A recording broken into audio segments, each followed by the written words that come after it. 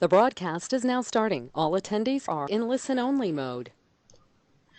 Good day, everybody, and welcome to our presentation looking at South African economics and politics in 2018. My name is Dineo, and before I continue, I just want to make sure everyone can hear me clearly. So if you can, could you please lift your digital hand? It is the little hand icon near your name. All right. Perfect. I just want to run through how our webinar will go today. So first, we're going to have our Senior Political Economist, Simon Freemantle, who will be giving us an outlook and just a better understanding of what's happening currently and what we can expect in the future for South African politics. I think everyone is sort of on edge wanting to know what's going to go down, and Simon will be able to give us a bit of clarity about the processes that go in and on, considering the events of the last few days. And then our chief economist, Goolam Ballim, will then take us through what we can expect with the economy, what are the themes that are going to be driving the economy, what we need to look out for. And then after that, we will take questions. Do feel free to send your questions through during the presentation, but we will then have them answered afterwards. All right, Simon, hello.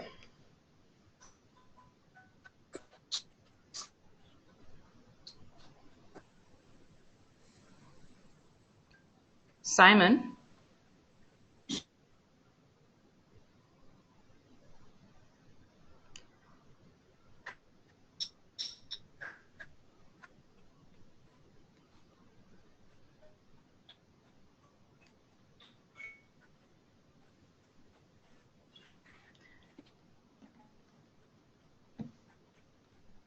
Sorry, everyone. I seem to have lost Simon.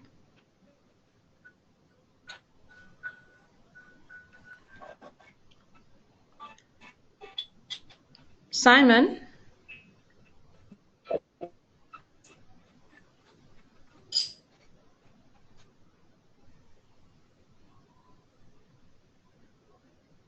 Simon, are you there?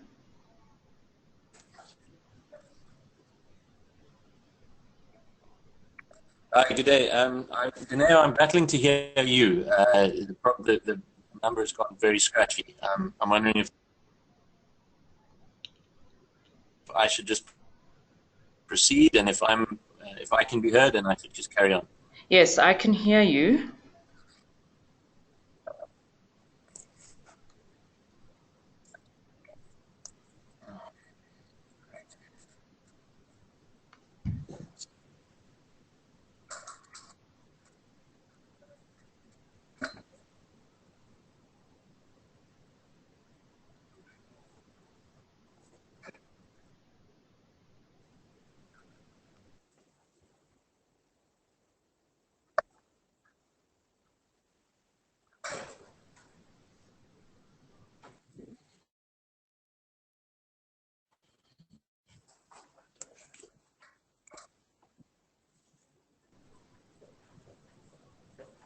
Simon?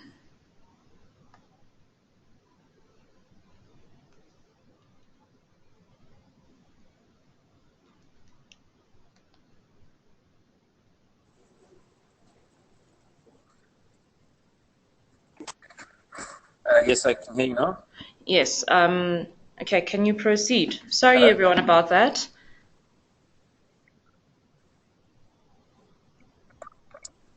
My apologies, everybody. The line went completely dead for a period of time.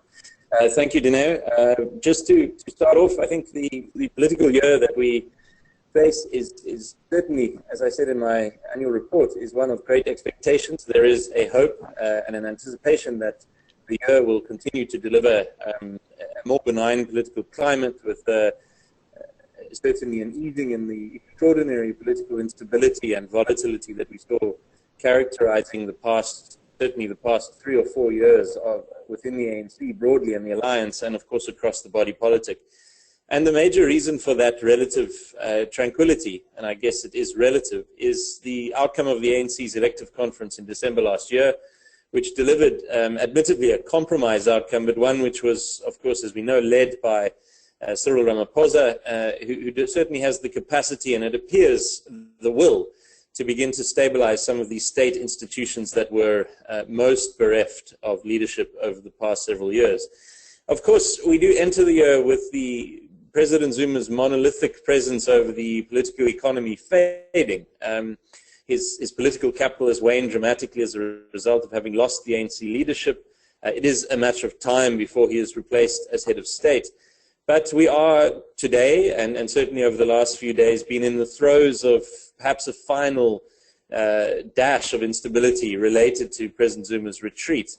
As you would have seen yesterday, the National Executive Committee has taken a final decision to recall President Zuma, but it's done it in a fairly clumsy way. As Secretary General Ace Magashule announced, they have not come up with any definitive reasons why they're recalling him, except to say that they want this positive momentum that has characterized the first 6 weeks of the year to continue, that they want there to be no two centers of power, so no battle between Union Buildings and Luthuli House.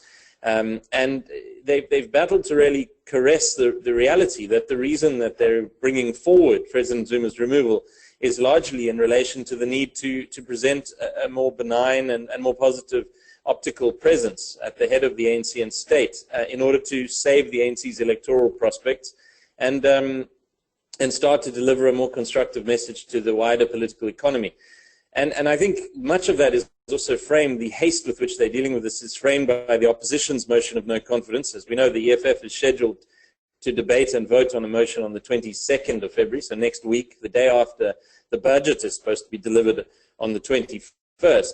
So it's clear that that is adding pressure. And as former Secretary General and current chairperson Gwede Mantashe said yesterday, if President Zuma doesn't resign, then the ANC can't protect him from, in his words, the vultures, i.e., the opposition forces in Parliament that seek to claim the credit for removing President Zuma and deprive the ANC from being able to manage this process themselves.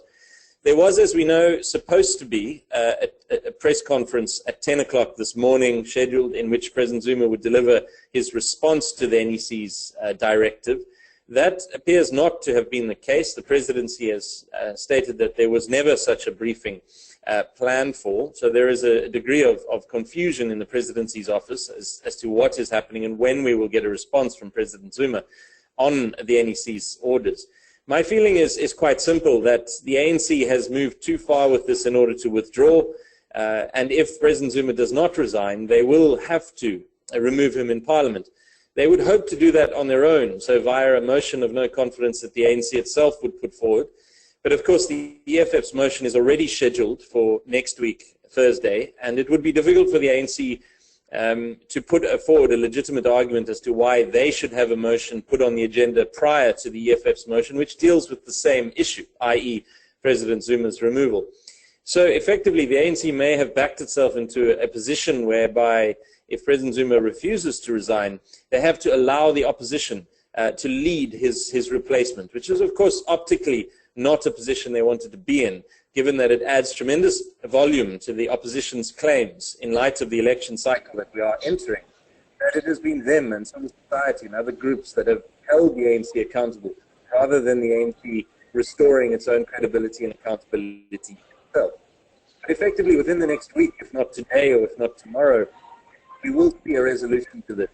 It's either going to be a relatively tranquil one in which President Zuma does resign, or it's going to be much more fractional, one in which the Parliament is forced to take action against him. I've speculated that perhaps the President will defy a motion of no confidence. That is virtually plausible. We would enter a full-blown constitutional crisis, and there would be an open door for an argument being made that President Zuma should then be impeached. In which circumstances he would lose presidential benefits for life. So, either way, I think we are in the final week or final days, certainly, of President Zuma's time in office. And the question is not how much harm can be done the broader political stability equation that we have, the process of him being removed. Beyond President Zuma for a second, of course, we are in an environment in which we have already seen a slight stabilization in some key areas. We have a new board at Eskom. We have state institutions such as the NPA and the Hawks beginning to take action on allegations of state capture, particularly related to the Vrede Dairy Farm initiative, as well as some other allegations made and formalized in the former public protector Thuli Madonsela's state of capture report. Today, for instance, you would have seen that there have reportedly been some arrests made of senior members of the Gupta family. And as we know, a couple of weeks ago, the officers of the Premier of the Free State, who is still Esmakashule, were raided as well. So there seems to be some action on that account as well. Cyril Ramaphosa in the WEF meetings in Davos sending a far more constructive tone about the capacity of the state and business to function and work together in the year ahead, saying that we cannot afford nuclear power, and so on. But of course, in our view, these reforms, while necessary and certainly while deeply constructive, are somewhat low-hanging fruit in the sense that the bar set in the previous few years was low enough for the new ANC administration to engage in some fairly incremental changes, even in messaging, starting meetings on time and sending a message to the business community that government will work with business rather than ensure that business remains a source of opposition and antagonistic influence, which it has been to an extent under President Zuma. The next round of reforms are far more substantial and arguably a little more challenging for the new ANC leadership to push through.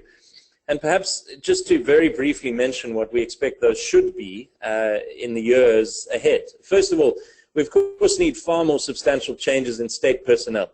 It would be naive to assume that we could see a robust turnaround in cabinet, in all SOEs, in state institutions such as the NPA and the Hawks and SARS within a short space of time. But we need to see a fairly fundamental revision in terms of the manner in which people have been appointed to lead key institutions which are important to the economic and political stability equation. Now, cabinet will change. It's a matter of when President Cyril Ramaphosa is in the position of president in order to inject change in cabinet. We expect that there are some ministers that are more likely to be removed earlier than others. I think, for instance, the Minister of Mines, Mosebenzi Zwane, the Minister of Local Government, David van Rooyen, anyone who has been implicated in one or another form and is now being potentially investigated, either by the Public Protector or by the Hawks, would find it very difficult to retain their position in cabinet. There could very well be an early change around in public enterprise as well. Lynn Brown declined nomination onto the NEC last year, perhaps as a signal that she is willing to step aside in the interests of allowing some change in the oversight of SOEs too. But of course there are other much more difficult, politically more difficult changes that arguably need to be made in the National Treasury, for instance, in the Ministry of Social Development, Water and Sanitation, energy. These are led by officials who were previously very defensive of President Zuma, but who are still very, very prominent in the ANC leadership structures. Either in the case of social development, Batabile Dlamini remains ANC Women's League president, or very senior in the structures of the new National Executive Committee, such as Malusi Gigaba. So certainly a more robust and complete turnaround of cabinet will require Cyril Ramaphosa to accumulate more political capital in the year ahead. And we wait to see how much of that turnaround is plausible in the calendar year that we face, or whether we need to wait for beyond the 2019 elections with a 5-year mandate. And of course, the ANC would hope to have a single majority without needing a coalition partner to begin to push through those more substantial changes. Secondly, of course, we need very clear direction around high-level prosecutions to unravel some of the worst tentacles of state capture. It's simply not sufficient for some of the lower-level functionaries at the SOEs to be chastised in Parliament. We need to see action against many of these officials, in the absence of which we won't be able to reset the dial to the point where a state capture with a different name and a different cast will be plausible in a few years' time. I'm certainly encouraged by the action that we've seen in the last few days and weeks by the Hawks, but there is an undertone to it which is certainly disquieting, and that is that this action seems to have been a flurry of urgency from agencies that should not have been waiting for a political resolution in the ANC's leadership crisis before acting. They should have acted with the independence that is required of them. So there certainly is a great deal of institutional reform that is required in these institutions in order for them to begin to operate as they should, independent of the ruling party and independent of political interference. The third category, and I think this is an area in which I think Cyril Ramaphosa and others can make far more dramatic and immediate gains is in rebuilding the social compact. That's the relations between government, business, and labor. Certainly, we've never had an ANC president with as capable a presence across these stakeholders as Cyril Ramaphosa has, coming from the unions and heading the National Union of Mine Workers, being very robustly supported by COSATU in the election cycle last year, having spent the better part of 20 years in business and having created a very strong relationship amongst key areas, key sectors and captains of industry in the economy, and thirdly, being ANC president. So we're very optimistic about the capacity for the social compact to be mended incrementally over the course of this year, and that could very easily give rise to greater participation from South African corporates in investing in operations domestically, and I'm sure that's something that Goolam can touch on a little later. Very briefly, before I close off, is just to mention what these changes mean for other actors in the political space. So what might they mean for the opposition? And I think the most important point is that the opposition is certainly put out by Cyril Ramaphosa's election. It won't be as easy to simply climb up on the soapbox and criticize the ANC for its lack of moral purpose and direction, as it has been during President Zuma's time in office. They're going to have to re-strategize. They're going to have to find ways. And I think that in some areas the opposition will be found wanting. The DA needs to orchestrate a far clearer policy stance. They need to manage internal divisions better than they have been. They need certainly to manage some of the frictions in Cape Town around the planning and preparations for Day Zero. The DA is migrating its headquarters to Johannesburg, and that will help its purpose over a longer trajectory, I believe. The EFF, of course, will need to stay relevant. They will secure a fairly profound victory if their motion of no confidence is successful next week. But of course, beyond that, they will need to manage this potential transition between being able to very easily hide their own inconsistencies by being able to place much of the pressure on President Zuma as they have in the past few years. Certainly the DA-run metros in Johannesburg and Nelson Mandela Bay will come under greater scrutiny. I do expect in time it will be almost impossible for the DA to continue to hold on to Johannesburg, given that they only secured 38% there, and it's likely that that municipality will go back to the ANC at some point, perhaps even this year. Tshwane is potentially different, and Nelson Mandela Bay, the DA has stronger control over. And then lastly, just in terms of labor relations, looking ahead, we have seen fairly profound changes in the labor outlook. Union density across the economy has declined. COSATU has broken up and become deeply internally divided. We have a new federation in SAFTU formed mostly on the spine of NUMSA, which was expelled from COSATU, as we know, 2 years ago. And in a general sense, there are more unions, more federations, fighting over a dwindling pool of union members. Union density is now around 20%, half of what it was in 2000. In the year ahead, there are some large wage talks which we are keeping an eye on, public sector, local government, and gold in and around the middle of the year. But we don't expect labor disruption to be a major source of instability in the political economy outlook in the year ahead. Although we could be proved wrong if we see very substantial competition, particularly at the local government level between SAFTU and COSATU, for instance, and of course between AMCU and the NUM in the gold talks. So I think the statement to conclude is really to say we are in a process of a fairly grinding but certainly upward trajectory. I think the trajectory will not be a V-shaped, so to speak, in terms of the political outlook. It's not going to be a decisive, dramatic, immediate turnaround in all of the areas in which President Zuma has been most destructive in the last 5 or 10 years. It will be more incremental, but certainly the direction of travel is positive, and we've seen the mood lift on the back of the change in the ANC leadership last year has been fairly decisive. It's somewhat been hobbled by the past few days of chronic instability around what President Zuma will do and how he will respond, and there is still a chance that he is going to respond destructively, that he is going to defy the NEC, that he's going to force them to remove him in Parliament. And of course, that will tear into some of the ANC's unity moment and tear into some of the sense of purpose in the ANC that has come about this year. But I don't think it will be a lasting harm. I think within a month or two, once Cyril Ramaphosa has established himself as head of state, there will be the chance for a more material redesigning of the political direction. And we anticipate that we're going to see the signs of that this year. But it will take more time for Mr. Ramaphosa to develop the political capital that he needs to engage in the very decisive and very structural redesigning of state that is required for South Africa to have a longer-term benign trajectory. With those opening remarks, let me hand back to Dineo and of course, to Goolam, and perhaps there'll be some questions later. Thank you, Simon. Just before I hand over to Goolam, I just want to make sure I'm receiving a few complaints about sound. So I just want to be sure, can everyone hear me? And if you can, could you please lift your digital hand? Okay, I do see a few hands going up. All right.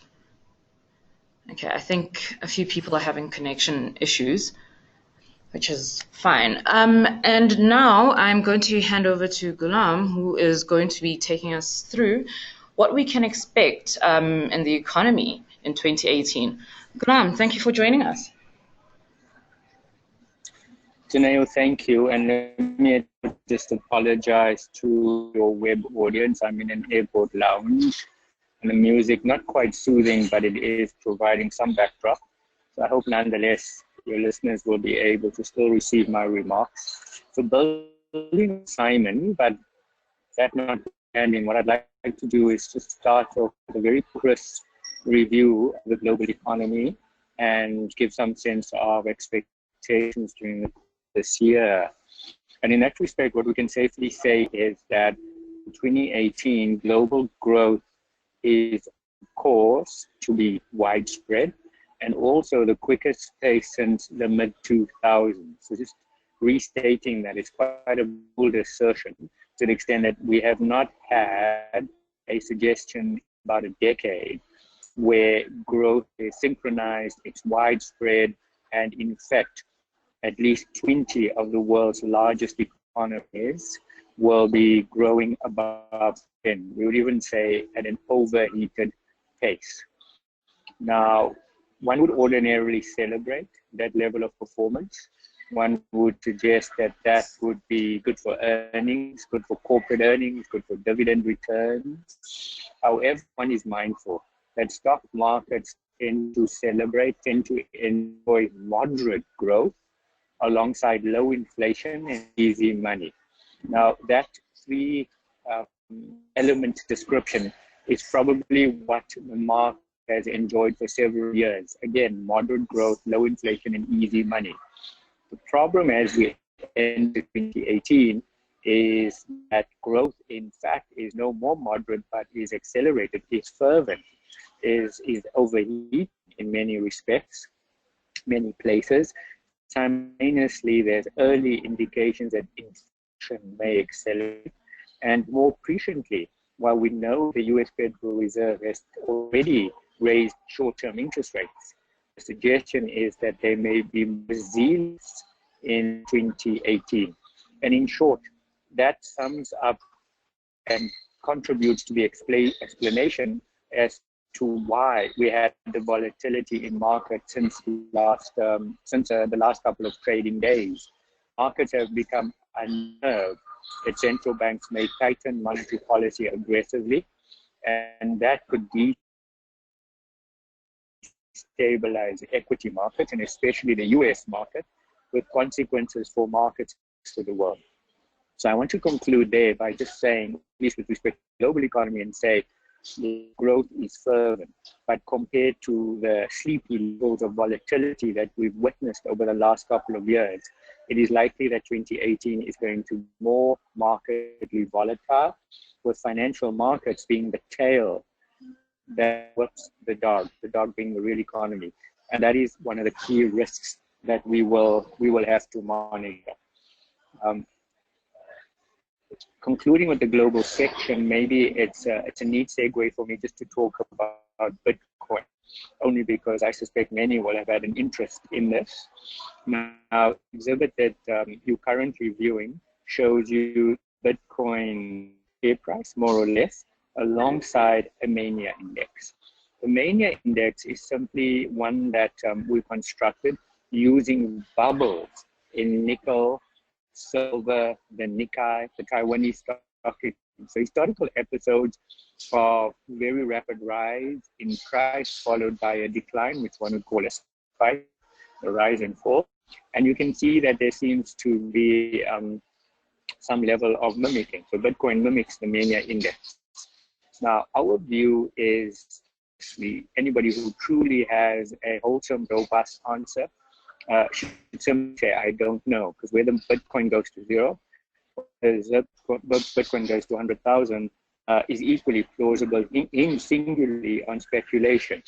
But the more substantive arguments we want to make with regard to Bitcoin is just that firstly, one argument in favor of Bitcoin is that it can't be debased. In other words, like a fiat currency, like a regular currency, governments can continue to print any number, and with that printing of any number of currency, you have attendant currency inflation and ultimate over time depreciation. There's a view that it can't happen with Bitcoin because Bitcoin is finite. It will only have 2 million coins in issuance eventually.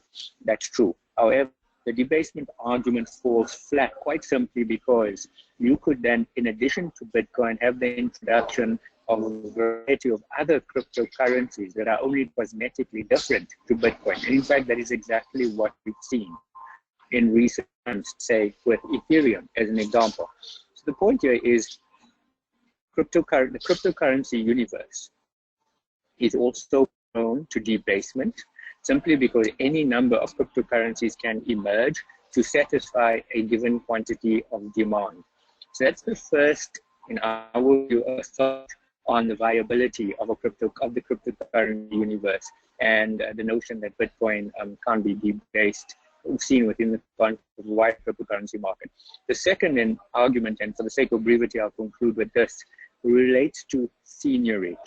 Now, seigniorage refers to the revenue that governments around the world can simply by printing currencies, and they print that currency and issue them into the market at face value. So, and more technically, seigniorage refers to the actual cost of production of a currency, the manufacture of notes and coin, versus its face value. And just an indication, U.S. government earns about $70 billion in a year from seigniorage. And you can bet that would not want to forego that quantity of revenue to the state and seed it to trading in cryptocurrencies. So while there has been a nascent state of cryptocurrencies, I fear that over time, effectively this market is competing with governments for government revenue. And of course, governments have the authority to be able to suppress any liveliness in this cryptocurrency market. So my guess is quite simply that, at least I would suggest, purely speculative, purely that last mile of discretionary funds, certainly not the kids' school fees, should be going to Bitcoin. And especially that it is halved in value. I think Bitcoin is going to be a period of slumber at best for us. So moving on to having discussed Bitcoin, what I'd like to do is just get onto the South African economy, and again, very hastily. Now, after growing by 0.4% in 2016, we estimate that South Africa grew by 0.9% last year.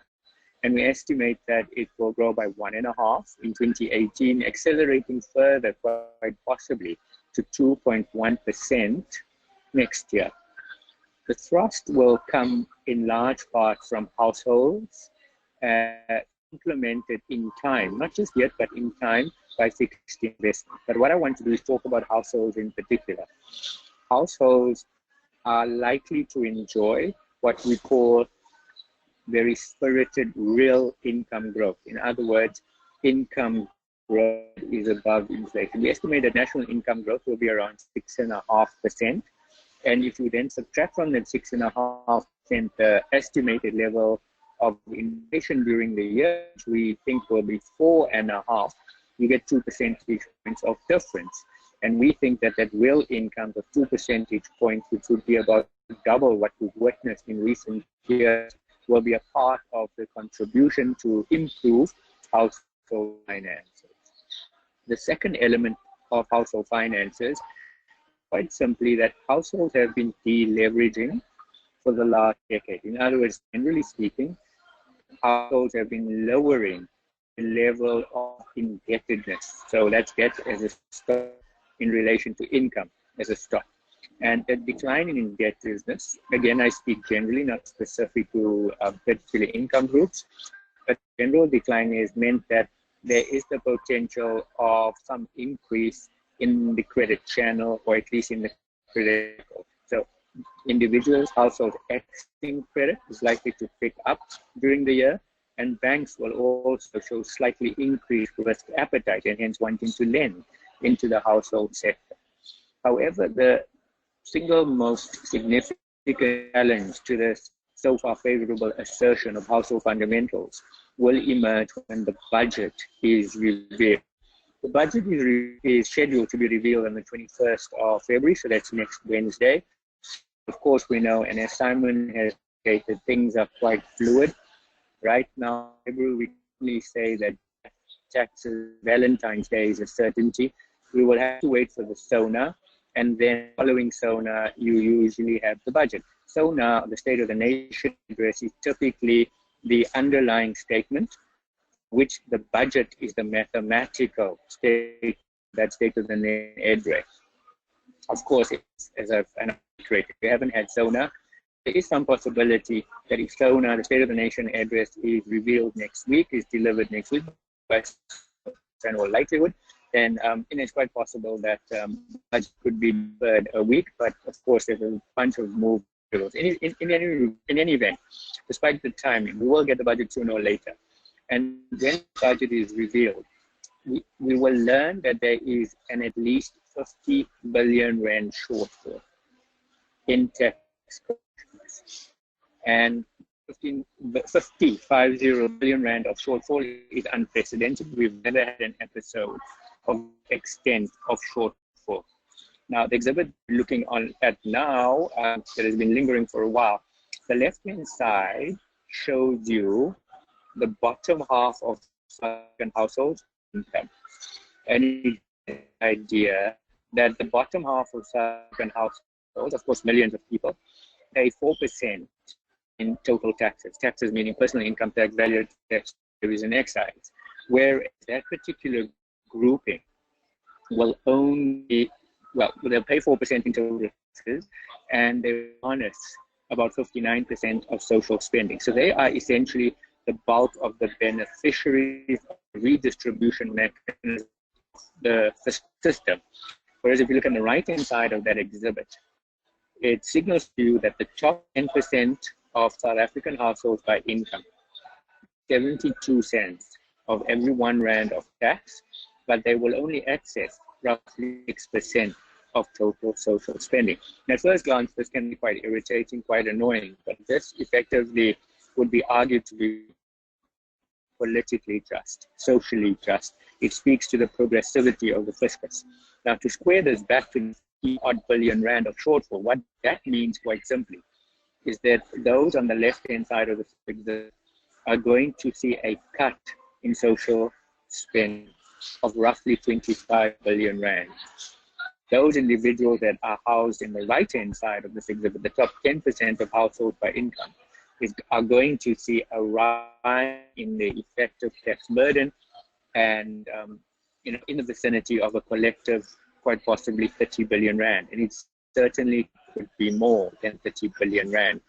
So I guess what this particular exhibit is, often people ask, how does the fiscal policy impact the man on the street? Going into the upcoming budget, that man on the street resides on the left-hand side of the exhibit is going to find his social delivery spending impinged. And that man or woman on the right-hand side of the exhibit is going to find an effective tax burden increase. Now, I know by now I'm probably ruining your day, ruining your brunch, and I regret that, but that is the pain that is unfold in the budget. But it is a hump in the road, it is a bump in the road that is unavoidable, to the extent that it represents a weak growth environment, deficiencies on the part of South, and a fiscal correction that is unavoidable. So now if you could go to the next exhibit, which in fact already speaks to what I've said. So on the left-hand side, you get to see how over the last couple of years there has been spending cuts, and that spending cuts have only counted because of perpetual under recoveries of revenue, under collections. And on the right-hand side, how the tax burden each year has been adjusted higher and higher, where the prospective 2018-19 tax increase may in fact be nearly double what we've witnessed in previous years. Hence that thing that I referred to. Just very quickly, so that I don't exhaust my time, the next exhibit gives you some indication of the levers we think could potentially be drawn upon to effect that additional revenue increase. So, and usually they come in three types. So there's the usual annual increments, such as fiscal drag, which is the so-called sin taxes, that's tobacco and beverages. You see that sort of on the top half of the left-hand side exhibit. We do suggest there is room for potential wealth tax. Ordinarily, government wouldn't have been ready to introduce it now. Given the urgency and the visible need for additional revenue, it's quite possible that a wealth tax could be introduced, and as you see, we speculate it could see harvest between 8 billion rand. I want to go lower down in that exhibit, pointing to the VAT rate. We're not suggesting necessarily that the VAT may increase from 14% to a higher percentage rate. That, of course, is possible. But what's also possible is that zero-rated items could, at least some of them, could fight value-added tax. So the exhibit on the right-hand side shows you the items that are VAT-free, and they give you sense, and the values show you the foregone value-added tax that the state has to cede because it is zero-rated. I don't think they're necessarily going to look to the basic food items, and because clearly that would be damaging to the poor. So VAT on fruit and vegetables, on brown bread, on eggs, certainly be considered to be regressive and unwelcome by COSATU. However, we're just mooting the idea they could introduce that on fuel or even on municipal property rates.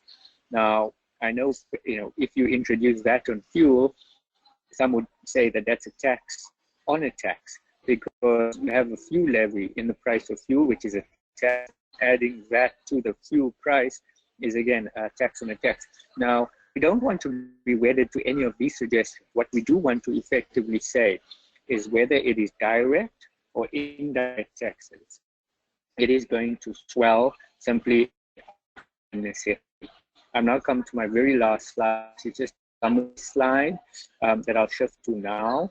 And moving forward, as you can see, it just for your glimpse, and if you want to click and store, it just reiterates my earlier remarks, where we think GDP will gently accelerate from year on out.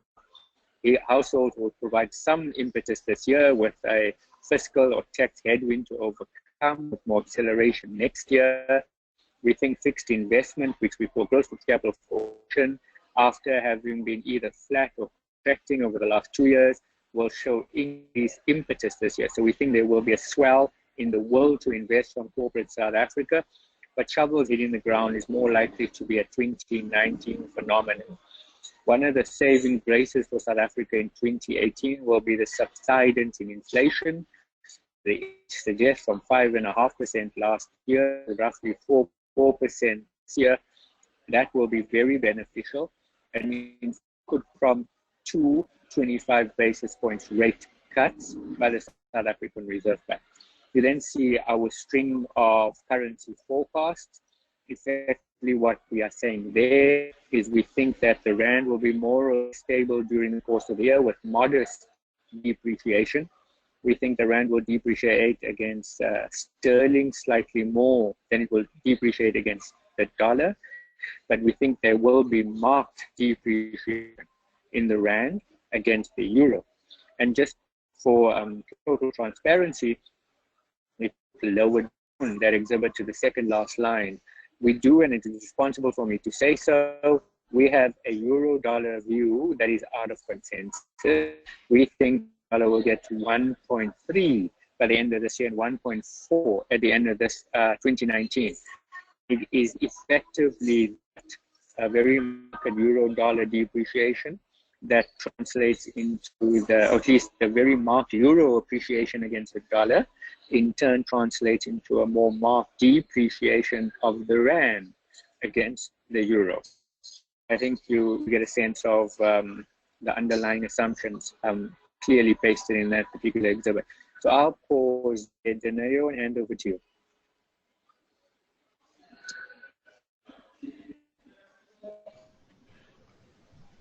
Thank you, Goolam. Okay, so everybody, I just want to draw your attention to our disclaimer regarding this presentation. And to anyone, are there any questions to either Goolam or Simon at all? I know we had a few sound issues and some people are wondering if the webinar will be available. Yes, it will be. We will have it available on the online share trading website.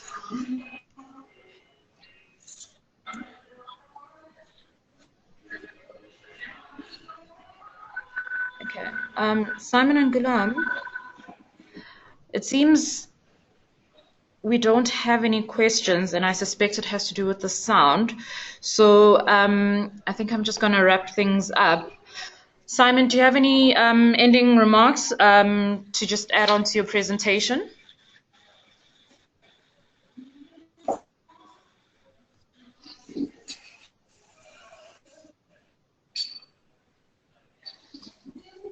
Simon?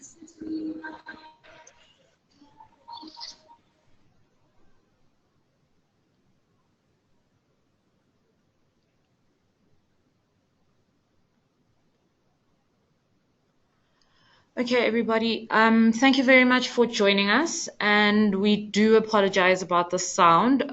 We seem to have had connection issues, and I'm not sure if it's just where everyone was, but please be aware that the presentation will be made available for you online, and you'll be able to download it from the website.